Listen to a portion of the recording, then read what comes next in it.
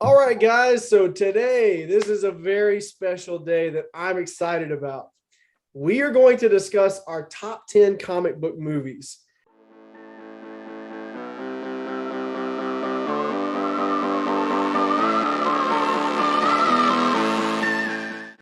Keep in mind, everyone that might or might not be in the comment section, uh, movies are all subjective, right?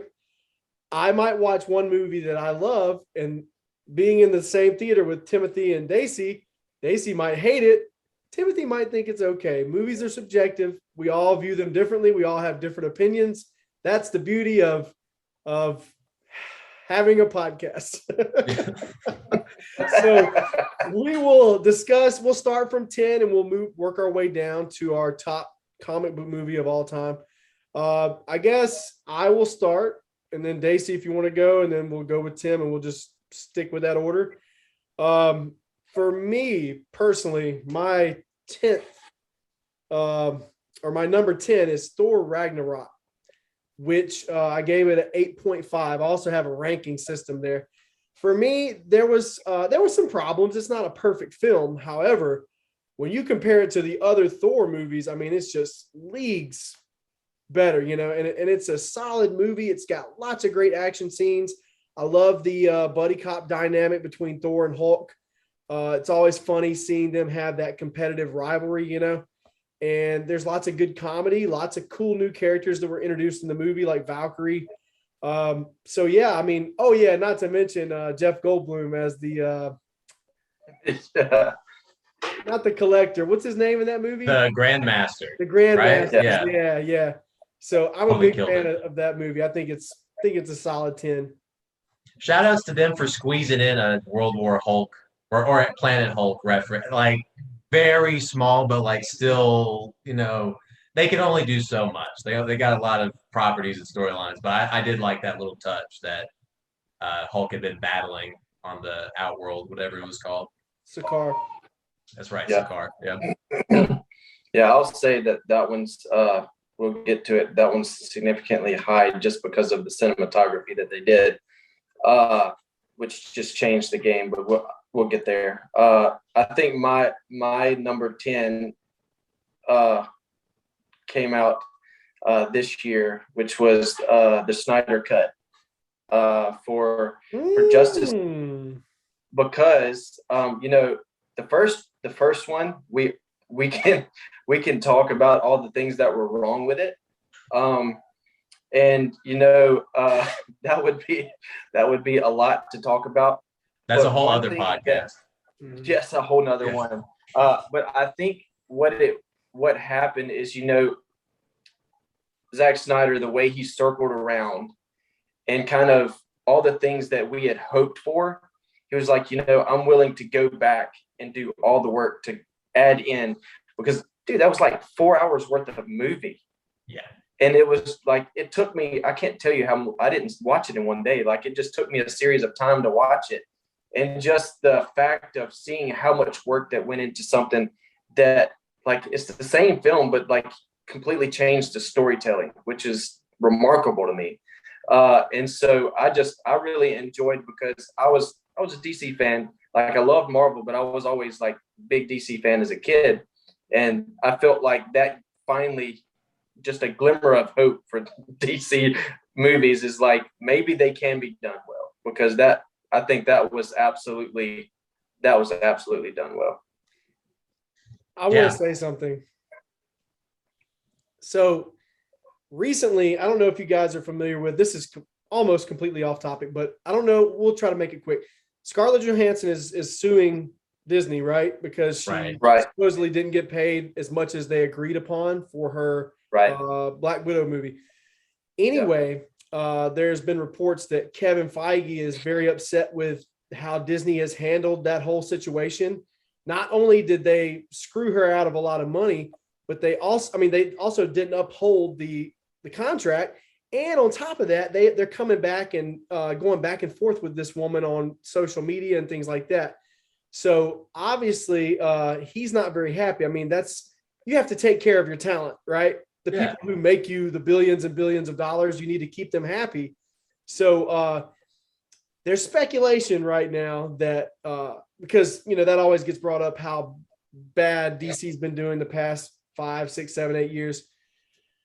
There's a possibility. I mean, this is completely speculation and rumor, but what if Kevin Feige went over to DC, because there's really no challenges left for him anymore at Disney, right? Yeah. He has put out 23 films averaging $1 billion per film. Like that. Wouldn't it be nuts if Kevin Feige jumped ship? Because recently also Disney named a new president and CEO in Bob Chapek. Their older president is about to be stepping away. Alan Horn, I think is his name. But there's also speculation about, executives and people within Disney like really don't like this new president, and he's already done some controversial things. So it's going to be interesting to see what happens with that. But wouldn't it be crazy? Don't act like DC isn't above it. Well, I think the thing is, it would be crazy. The only thing, and I'm going to be that guy, the only thing that makes me nervous if he does is because, Marvel Studios started out kind of like with the name before they had the building, basically, essentially. And then like now they've got their own full-on Marvel Studios production and all of that. They've got their own company, quote unquote, established.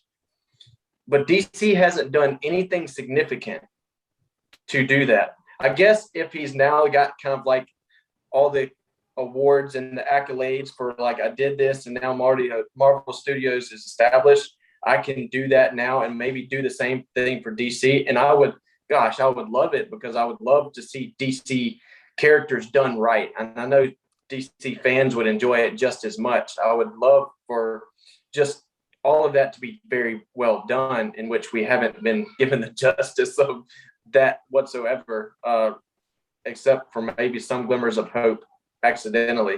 But I guess, yeah, I could see that would be very interesting, for a very interesting move. The only thing is, what would Marvel do? Because he has been such a, like, more than just a lead guy as like leading a company, he is very like intentional on like direction. Right. Mm-hmm. And so Warner Brothers would have to give up the reins and give them loss. to Kevin Feige. Yeah. That's something they have trouble with.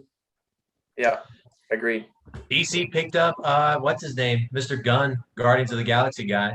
They picked him up. They're like, oh, Marvel doesn't want him. Bet. Like, so if obviously we're talking speculation here, but if Kevin Feige wanted to, I would have no doubt that DC would be about it.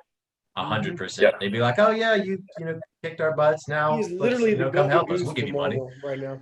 The golden goose. Agreed. It could be the flip. Could be the flip that we've been often talked about but never seen. DC might be on the up and up for sure. We'll find out Friday how much they've improved. Do what? I said we'll find out Friday how much they've improved. Yeah, that's what Suicide Squad comes out. Did. Well, yep. I think there's no question for me, at least, that that's going to be a great film. Oh, James Gunn, dude, come on, he's the real deal. He did. I mean, we'll find out in my countdown where his films landed. Yep. It's great. It's funny that his directing niche is making a pro wrestler the comic relief of the movie. You notice that? It's Batista with Guardians and now John Cena with DC. It's like a legit WrestleMania rivalry. Very interesting choice, though, Dayce. I like it. I like it. Even though for me, that one doesn't quite – I can't remember where exactly that is for me. I'd have to look and see. I know I put it obviously way higher. For me, it's 24. But it's still, I mean, it's a lot to take in, and I think that's the biggest thing that kind of loses me. But I'll agree with you. It's very impressive how he was able to, put his vision out there, and it just changed the movie completely. Yet it was the same film in some ways, but it just made everything make sense. Absolutely. You don't really get to see anything like that other than like deleted scenes and DVD extras and stuff like, oh, this is what it could have been, or this is the ideal we had. And you're like, okay, I guess I can kind of see that. But this was the first time for me that I really got to see, no, dude, this is what they did. And this is what Zach is trying to do, like two completely different movies. Like you said, some similarities, but 4 hours.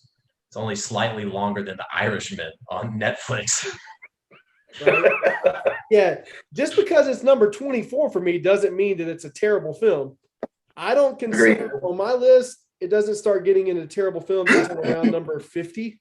So that's when you start getting into the 6.5s and the 6s and things like that, So I still you count yours more than I do. What is it? I said you count yours more than I do. Yeah, I'm a super nerd. I keep all that on a note on my phone. You have a file cabinet and everything, huh? Just some secret compartment. Yeah. What's your number 10, Tim? My number 10 is Batman Begins. Batman Begins is low-key fire.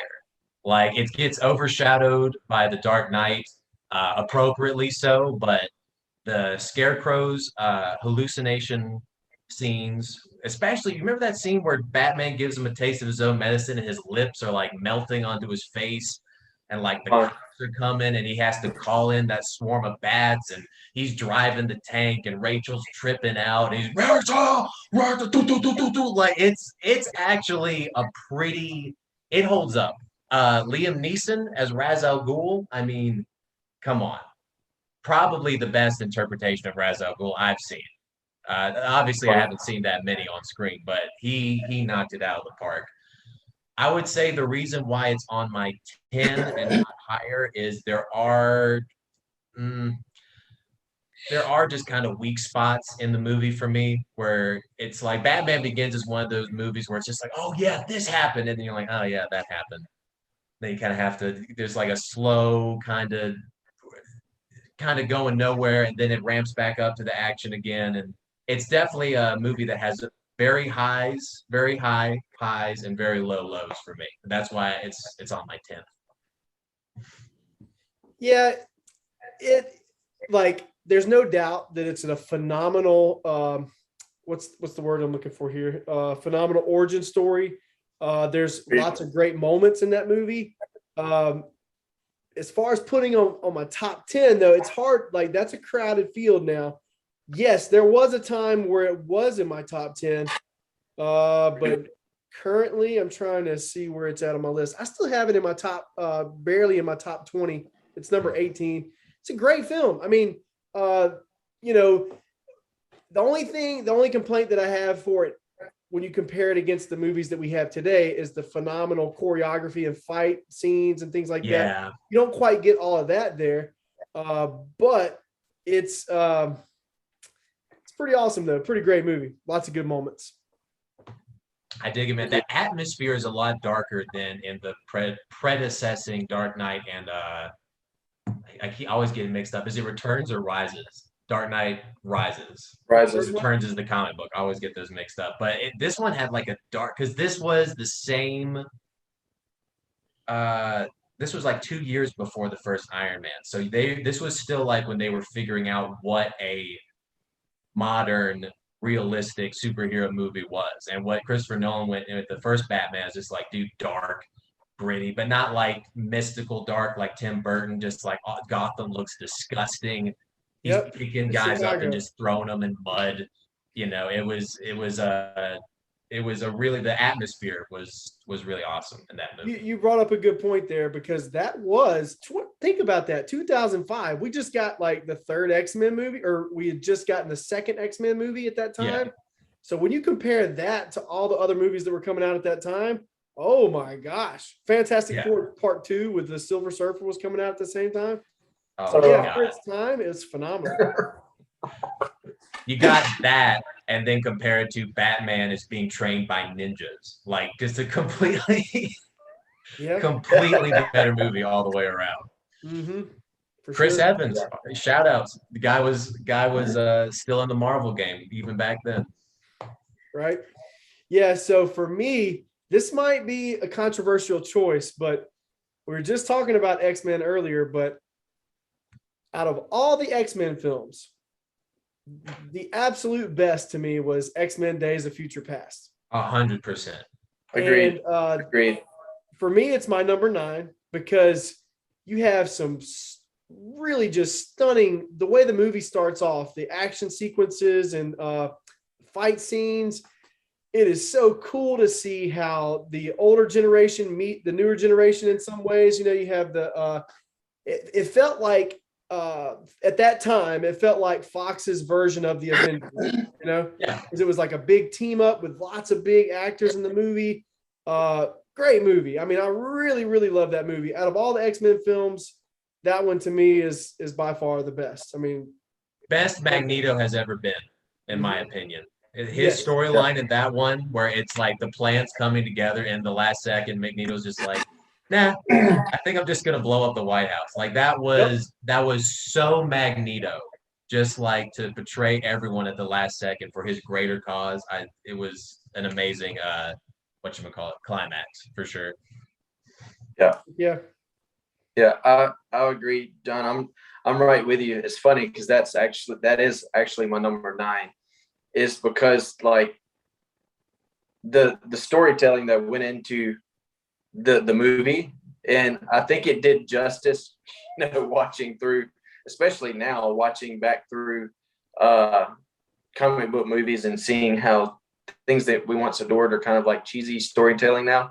But I think that's one that I can still watch even after all of like everything that the MCU's done, and it still won't move because they did it so well. Like I think based off of because there's some very interesting like storytelling and how it can be confusing for some people, but I think they did it and they wrote it in such a way that it doesn't become confusing, if you will. And I think that's because for one, it's kind of like Back to the Future. I mean, the story behind Back to the Future and how it was actually made, the people were like, well, what does even Back to the Future means? It doesn't even make sense. Right. You know what I'm saying? Like they wanted to name it like the CEO of the studio, I think at the time, wanted to name it Spaceman of Pluto, and which was stupid. Like it doesn't make sense.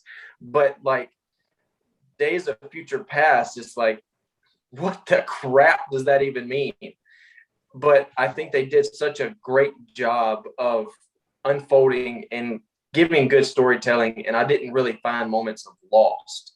I felt moments of like, I enjoyed the characters that had reprised their roles from the first X-Men films, and then the adaptations of the younger ones. I think did really, really good job. I think it was, I really, really enjoyed how that one turned out. The only thing and this is like tiny nitpick that I don't know why it's low on y'all's list, but for me, some of the nitpicking would be like, I didn't like the serum that made Charles be able to stand again. That was just a cop out so he could walk around, and also because you could tell they didn't want to put Beast Guy in makeup all the time. So like, it heals him too. Besides, we're not going to question it. That makeup is expensive. Yeah. But I mean, like, it really is like what Dayce said, like, no matter how good the Marvel movies get or comic book movies get from here on out, and no matter how bad the other X-Men movies look in hindsight, Days of Future Past, I think will stand the test of time. Just a solid movie, really. Yep. Agreed. Yeah, what you got for your number 9, Tim? My number 9 is, I know we're watching language on this, but it is the title of the movie. It's Kick-Ass. That is my 9th favorite comic book movie of all time. It was the first time I ever high-fived someone in the theater. Like the last scene with the jetpack and the Gatling guns and Hit Girl, throwing her butterfly knives around and stuff. That's one of the funniest comic book movies for sure. Like definitely holds up humor wise. But that's the reason why it's that low on my list, is because like it is a comic book movie, but in the same breath, it's almost like a love letter to comic book movies more than anything. Agreed. Nicolas Cage did a good job in that movie too. I think his performance was underrated. Killed it. Absolutely. Yeah, it's a good movie. It was crazy too. Like that was, if I'm not mistaken, that was the first like legit R-rated superhero movie. Maybe Watchmen came out before that. I think Blade wasn't it? Yeah, Blade was too, but Blade wasn't like a true like R-rated, in Kick-Ass, you had, violence, like blood and guts everywhere, and you had like strong language, like Crazy profanity. I would say crazy profanity, like profanity heads for the getting sake chopped of it. off and stuff. Like, Yeah. it was wild. And it was amazing because, it was popular enough in the comic book scene, but like for me, I watched the movie before I read the comic books because I didn't know. Well, I was just like, okay, what's this? That was its big gimmick, not based on the popular comic book. It was like, one of the first R-rated superhero movies. That's like what they were pushing. And you can tell in the movie, they definitely understood their audience. That's for sure. Oh yeah, that was before it was mainstream, like with Logan and Deadpool. Right. Back in those days, it was kind of still, like a. You're just like, you're gonna make an R-rated superhero? Like, who's even gonna watch that? Like, but yeah, that's my number 9 for sure. Okay, for me with number 8, I'm gonna go. This is probably gonna be higher for you guys, but I have the first Guardians of the Galaxy movie as number 8 for me. It was one of those things. I can remember talking about that movie before it came out because I didn't know anything about the Guardians before that movie came out. Me neither. I think most of us didn't. And then you read the comic books and you find out why. It's just like, oh, these kind of suck. Yeah, I was like, are they seriously like? How are they going to make me care about a talking raccoon? Is this going to be a cartoon? What is this? There's a tree in it that walks and talks too. So played by Vin Diesel. Yeah. Like, okay. When you finally see the movie, like it's amazing. It really is incredible how James Gunn turned those characters into a household name, And the movie itself, not to mention, is such a fun movie, right? As far as action sequences, I think there's a little bit left to be desired there, but still, I mean, you get a lot of cool set pieces, a lot of great moments. The cast is phenomenal. I love Chris Pratt. I love the girl that plays Gamora. I think it's Zoe something. I always say Deschanel, and that's a different person. It's Zoe what? Yeah, it's not Zoe Deschanel.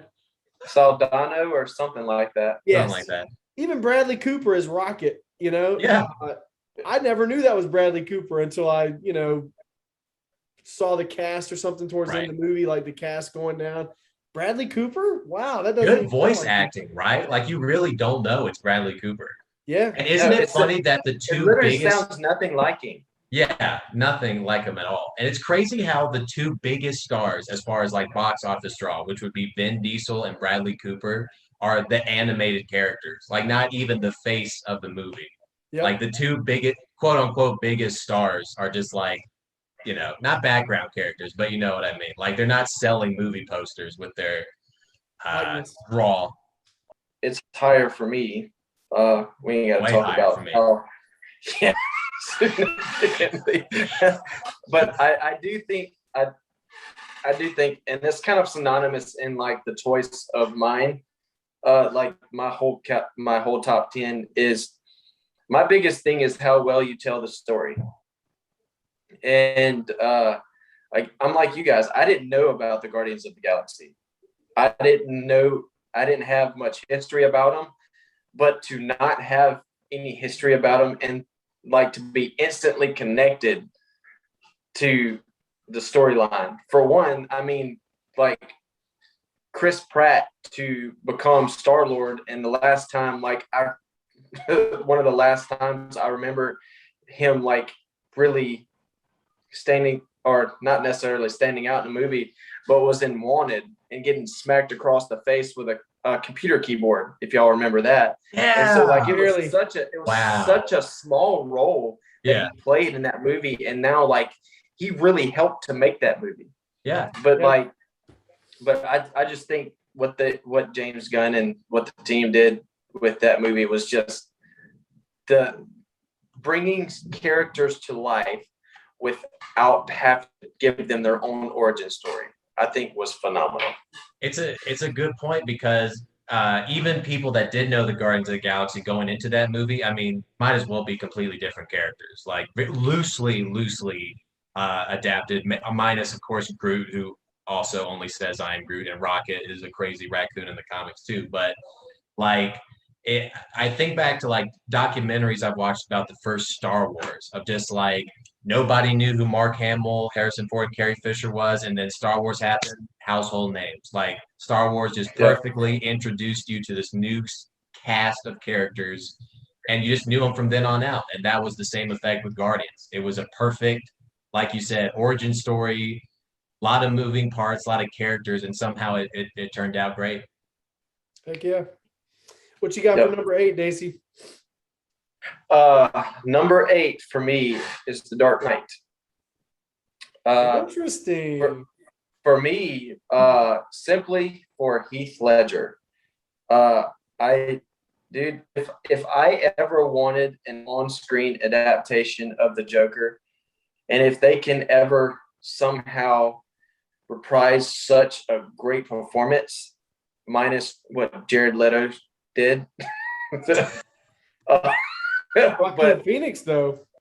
Yeah, I mean, hey, he did. Look, I really did enjoy that film, and the way it ended was just like what he did to Robert De Niro on live TV was just kind of like bizarre. Yeah, it was. I was just like, my jaw literally dropped like I was watching live TV. But like, I think that was just as watching through comic book movies during that era, that early, I mean, that was before we really had good MCU films, you know? And so like when that film came out, it was like that the adaptation of those characters really kind of set the bar for me. Like it was like, okay, you read these comics and you see, like, as we're kids, man, you're reading and you look back on it now and like some of these people are very demented that we're reading about, but like we're reading with such a childlike mind. And then when you bring that to a movie level event, and then like you see the actual, like Heath Ledger just did so much research. Unfortunately, God rest his soul, it just kind of drove him nuts, I guess. But like just the way that he really took the role seriously and brought a character to life that literally, I felt like the pages that I had read as a kid were coming alive, man. I just think it was a great film. I think it was done very well. Oh yeah. I remember people always tell the story of, they announced Heath Ledger was going to be the Joker. Everyone's like, the pretty boy from 12 Things I Hate About You, blah, blah, blah. And they say whenever they heard his voice in the first trailer, the first teaser, they're like, that's when I knew he was going to. I never saw that one. For me, it was the first official trailer when the first time they cut to him in the cell and he does that weird lip thing. I'm like, this is going to be the best Joker of all time. And in the trailer too, you see his hair, the iconic outside the taxi, he's just being crazy and stuff. It's like almost immediately people were like, this is going to be, phenomenal. And it was. Great. I thought there was a lot of sympathy being put his direction because he had just passed away before the film came out. Oh, yeah. I actually thought he did a terrible job. I didn't think he deserved any of those awards, but no, I'm kidding. No, but like, well, I'm talking about my perspective before I saw the film in theaters. Like I was thinking in my head, like, oh, everyone's just giving him a lot of praise because he just passed away. But when I saw it in theaters, dude, it gave me goosebumps, man. His performance, it's undeniable. It's the best Joker performance we'll probably ever see, ever. Agreed. One of the best intros to a superhero movie of all time. Like. Yeah. We can move it up and down the list, but as far as that opening scene alone, the bank heist, that was like, it was gold. It was gold for real. For me, it set the bar for expectation. It was like, okay, I don't care who you are. I'm the Joker. I don't care. I'll kill you. Screw you. I'll manipulate you. I have disregard for life whatsoever. It's my way, whatever. Yeah, I'll hit you with a school bus. I don't care. Yeah. What you got for number 8, Tim? For number 8, I'm torn. I got 2 that are kind of like, meh, but I think I'm going to go for number 8. It's going to be the first Iron Man movie. In the same breath of The Dark Knight, those two movies came out the same year, right? I want Yep. to say 2008. uh you could not ask like it all hindsight 20 is 2020, you could always go back now and be like, oh, we knew then that the first Iron Man was going to give us this multi-billion-dollar franchise. But before you know anything about the Avengers, obviously before we knew anything about the Marvel Cinematic Universe, it is just an excellent sci-fi movie on its own. You can take superhero out of the equation. Really, because he's just a guy that builds a mech suit, and his bad guy is the dude that stole his technology and also made a mech suit. Like it's so little superhero because at the time, again, they were still trying to. This was also, like we said, the heyday of Christopher Nolan's Batman, so they were going for grounded, realistic.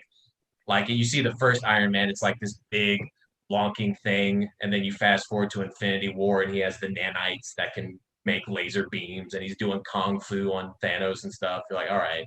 But the first Iron Man, just like it's my go-to as far as like, dude, if you don't even like superhero movies, you'll like this movie. Because Robert Downey Jr.'s performance alone just set the precedent of what the MCU was going to be. For real, like he really was the guy just like, look, I'm a serious actor. I'm going to kill this role. Yeah, it's a silly superhero movie, but we're going to take it seriously enough that it's entertaining. And it would just lay the blueprint down for what the MCU was going to be. Heck yeah. Oh yeah, I can't say enough good things about that movie. It's, especially for its time too, like you're talking about. I mean, it's amazing what they pulled off there. I thought that I think a lot of us thought that Jon Favreau was going to be the first great director in the MCU, and maybe Iron Man 2 wasn't his fault necessarily, but Iron Man 1, the way it came together was just a masterpiece. Yeah. And then I remember it was like go ahead. I'm sorry. I think the only thing ultimately, and this is just my opinion, I think the only thing that was wrong with Iron Man 2 was the casting choice for the villain. I think it was one of those things where it was like after the fact, maybe this was a bad choice, because it seemed good. I did not enjoy him, man. Like for the first 30 seconds, maybe, but then after that, it was like, dude, you're like such a dull character. Like you don't have it just flatlined for me for that. Well, the fact that he's supposed to be this brilliant scientist and he makes whips. You're talking about the second Iron Man villain, right? Like that's like his whole just like he sees that Tony Stark has blasters and armor and stuff, and he's just like wapa wapa. All right, man. Well, everyone's got to have their gimmick, I guess. All the good ones are taken. As far as actors go, Mickey Rourke, great actor. I don't think it was necessarily his fault. I mean, maybe he did the most you could do with that character, but yeah, I'll give that to you guys. Like, and there's no doubt Iron Man 2 is very low for me on my list. But the whole like okay, so we're on if number you 7 really now, think right? about it, that's literally all he did. He just did whip tricks and told Tony Stark he was smarter than him. Just like, why? Because you took a class on Circus Olay or whatever the heck. Like, you really haven't proved anything, man. True. His sidekick's just a guy that juggles grenades.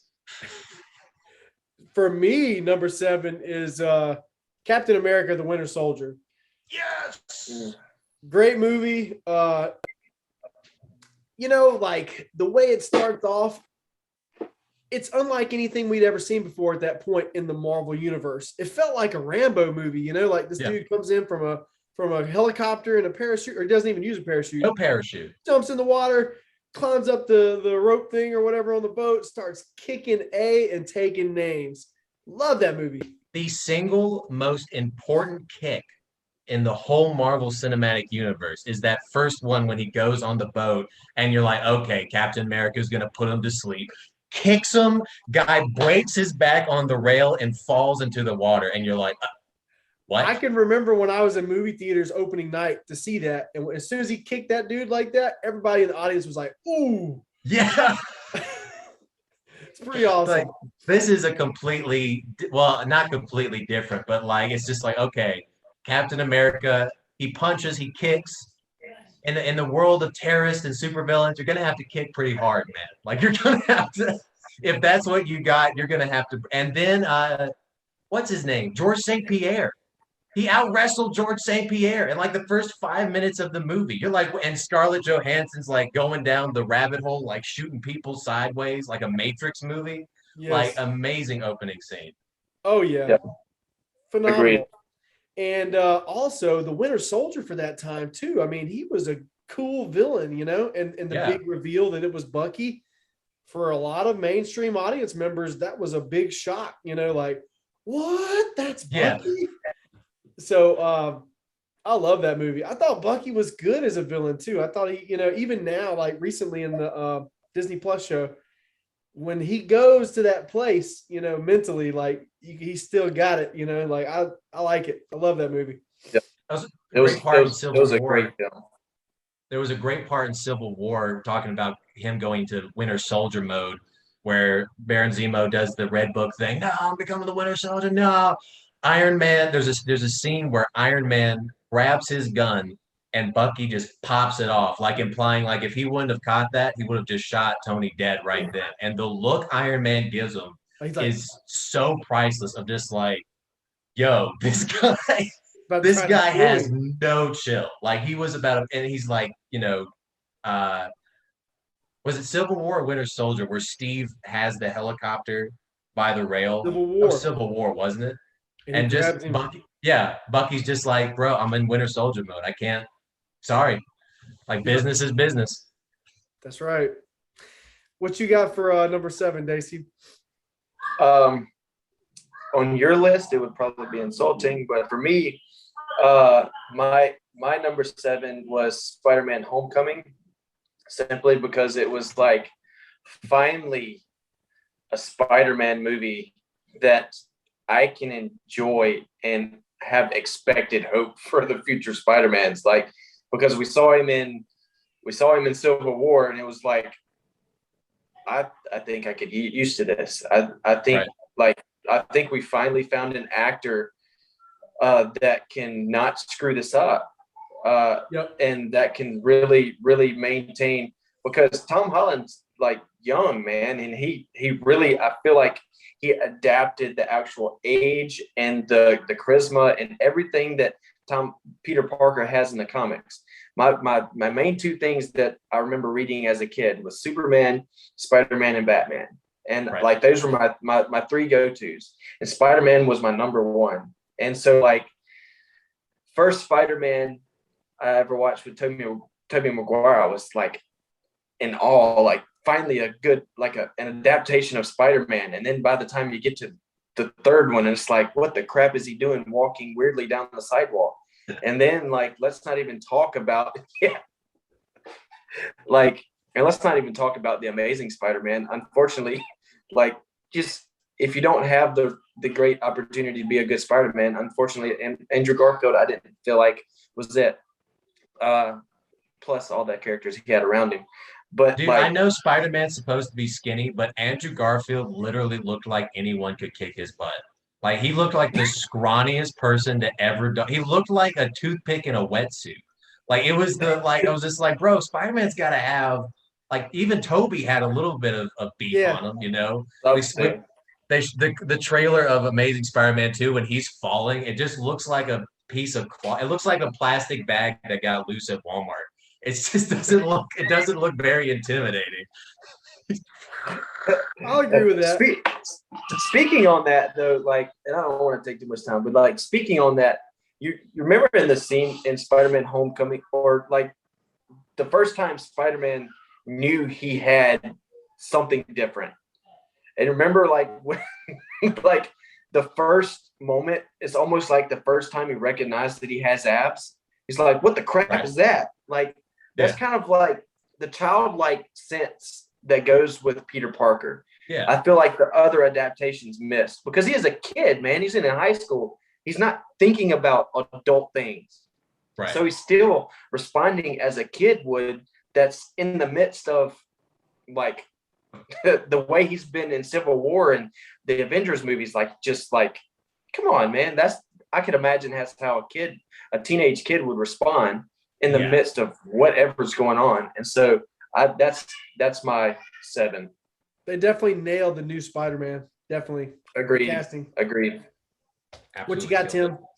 For number 7, in the same breath, well, actually, I don't think he's in high school in the movie, but he's dating a high schooler. That would be Scott Pilgrim versus the World for my number 7th comic book movie. That is, I quote that movie about once a week still, especially like whenever I'm eating bread and somebody will say, well, bread makes you fat, right? Bread makes you fat. Like we're always joking about that at work.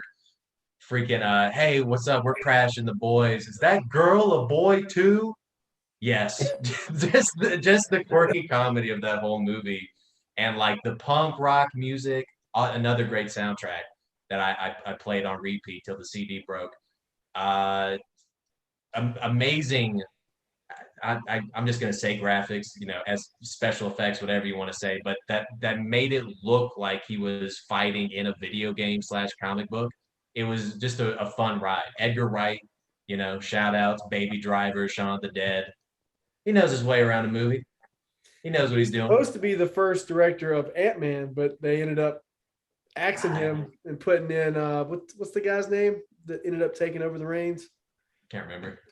Yeah, me neither. But he was supposed to be the original. Like he had the original vision for the Ant-Man movie. A lot of the imagery and stuff that they took from Edgar Wright to put in the movie. Yeah, there was probably a few or more ideas stolen in that hijinks of director swapping. It's as happens in Hollywood. No doubt. All right, guys. Yeah, that's my number 7. Let's try to roll along here. Now, this is one that you guys both probably are definitely not going to agree with me at all on. Oh my God! So I think I know. Yeah. So for me, this has always been in my top 10.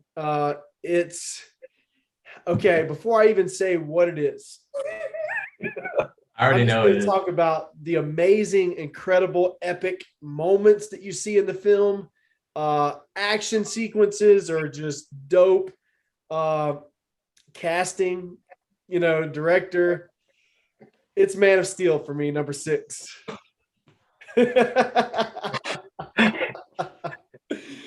I guess it could have been worse. I guess you could have said Green Lantern. Man, look, listen. A lot of people, that's the thing that's crazy to me. It's like half the people that watched this film hated it, and half the people that watched this film loved it. I can remember seeing this in theaters with a buddy of mine, John Paul and Lance. And when we saw that movie in theaters, we walked out just amazed. I mean, the music in the film, the epic moments where you have General Zod, man. I love Michael Shannon's portrayal of General Zod. 100%. Yeah. Such a good I would actor, man. When he said, what was that line where he was like, he said, "I will find your son, Laura. I will find him. I will find him." Like the look in his eyes. I mean, he made me believe, like, oh dang, he's gonna find him. Yeah. It's incredible movie. As much as I love the original General Zod from the 70s, kneel before Zod. Right. The new interpretation of the character just brought it up a whole nother level, man. Like, I love that movie. It has a special place in my heart. It always will. Up until recently, it was always in my top 3.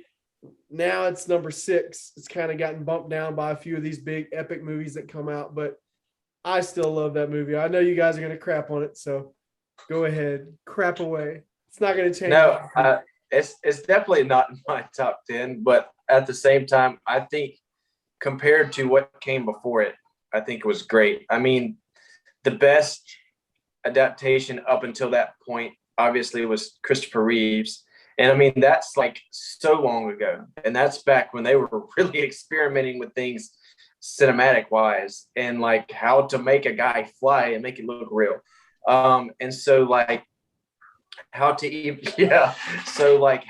make that. And I mean, compared to what came before it with Superman Returns, and how like garbage that was, like I was just like, I don't even want to begin to talk about like how terrible that was for me. And I feel so like, bad for the guy that played Superman in Superman Returns, because I think he would have been a good Superman. It just was not in the cards at all. I think part of my biasness comes from the character of Superman. I love the character of Superman. Oh yeah. And just because Henry Cavill wasn't just like Christopher Reeve saying, "Oh golly," and being super polite at that point. I want that. Yeah, I thought it was a new take on a character that we've seen 1,000 times, just a slightly different take. The Superman has hair on his chest. I don't want him saying, "Oh golly." Yeah. Big burly timberman. Oh gee willikers. All right. Yeah. Look, Superman was like, out of my comic books, that was the one that I had the biggest inventory of. And so like that was always the one that I was like grabbing first in the store, because I just like it was my favorite. So I'm not gonna knock it as hard as you think. But it was great. It was fine. It was good to see something finally done decently with the character. Yeah. It's what Man of Steel is what actually, there's Marvel Civil War and it's supposed to be Civil War, but I think Man of Steel was the real Civil War of comic book movies, because I think more Facebook debates have been started, because it's like you said, like it's people love this movie or they hate it. Like it really is a from what I've seen, like a pretty clear split down the middle of like, of people being like, "Oh, this is amazing. Oh, this is crazy." So I will give credit where credit is due, that ever since Matrix Revelations, when Neo fought Mr. Smith, the biggest thing that people took away from that battle was like, bro, like superhero movies can look like that now. When they were in the city, like colliding in the rain, when the shockwave was going on, right? Matrix Revolutions that's really what people took away, was just like, yo, for that crappy movie special effects, we could make a great movie with either, Dragon Ball Z or Superman. And it took until Man of Steel for it to really look as legit as it did. Like I will concede that it really does look like two superhumans are battling in the city. Like it straight up looks like that. So credit where credit is due. My number 6 is gonna be Deadpool. The first Deadpool was like, growing up, all the movies that Ryan Reynolds played in. Let's just ignore Green Lantern. Poor guy. But like, which was a hilarious performance in its own right. Mm-hmm. Right. But like to see him turn around and do something like with the character of Deadpool, I think it did it so much justice. I think it did the character so much justice, and like the humor that went with it. It was just like how you can be like so crazy bad